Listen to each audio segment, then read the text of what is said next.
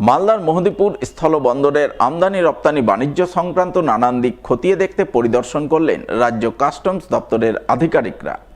শনিবার রাজ্য কাস্টমস দপ্তরের চিফ কমিশনার আর শ্রীনিবাস নায়ক সহ অন্যান্য আধিকারিকরা পরিদর্শনে আসেন। তারা প্রথমে মহদীপুর স্থলবন্দর এলাকা ঘুরে দেখেন, পরে মহদীপুর CNF এজেন্টস ওয়েলফেয়ার অ্যাসোসিয়েশনের কর্মকর্তাদের সঙ্গে এক প্রস্তাব বৈঠক করেন। বৈঠকে কাস্টমস দপ্তরের আধিকারিকরা মহদীপুর স্থলবন্দরের আমদানি রপ্তানি বাণিজ্যের উন্নতি সংক্রান্ত বিষয়ে আলাপ আলোচনা করেন। এমনটাই জানান মহদীপুর CNF এজেন্টস ওয়েলফেয়ার অ্যাসোসিয়েশনের কর্মকর্তা প্রসেনজিৎ ঘোষ।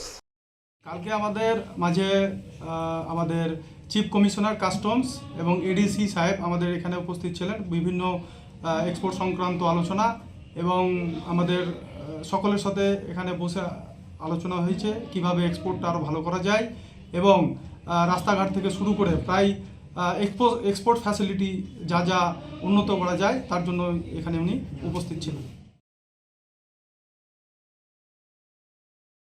পুরাতন মালদা পৌরসভার উদ্যোগে নতুন বছরে শুরু হতে চলেছে বর্ষবরণের কার্নিভাল। তাই আসন্ন কার্নিভাল সুষ্ঠুভাবে সম্পন্ন করতে রবিবার কার্নিভাল স্থল পরিদর্শন করলেন পৌর কর্তৃপক্ষ, পৌর আধিকারিক সহ পুলিশ প্রশাসনের আধিকারিকরা। এদিন তারা যৌথভাবে পুরাতন মালদার মঙ্গলবাড়ি বুলবুলি মোড় সংলগ্ন কার্নিভালের জন্য নির্বাচিত স্থল পরিদর্শন করেন। পরিদর্শনে হাজির ছিলেন পুরাতন মালদা পৌরসভার chairman Bibhutibhushan Ghosh, vice chairman Shafiqul Islam সহ মালদা থানার পুলিশ আধিকারিকরা। তারা সকলে মিলে কার্নিভাল স্থল পরিদর্শন করেন। আগামী 3রা জানুয়ারি থেকে 5ই জানুয়ারি পর্যন্ত 3 দিনব্যাপী কার্নিভালের মঞ্চ, পার্কিং প্লেস, দর্শকদের বসার স্থান ইত্যাদি নানান বিষয় আলাপ আলোচনার মাধ্যমে ঠিক করেন এবং কার্নিভাল সুষ্ঠুভাবে সম্পন্ন করতে বেশ কিছু সিদ্ধান্ত গ্রহণ করেন বলে জানা গেছে। আজকে আপনারা জানেন যে আমাদের পুরাতন মালদা পৌরসভায় বর্ষবরণ উৎসব আমাদের যদিও 1 তারিখ করতে হতো, কিন্তু আমাদের কিছু সমস্যার জন্য আমরা করতে পারিনি। আমরা ওটা 3, 4 এবং 5 জানুয়ারি করছি।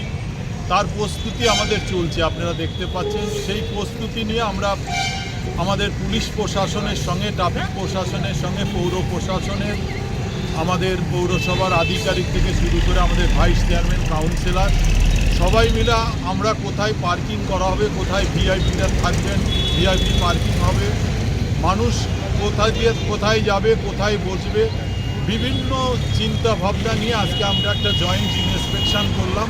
করে আমাদের একটা সিদ্ধান্ত হলো।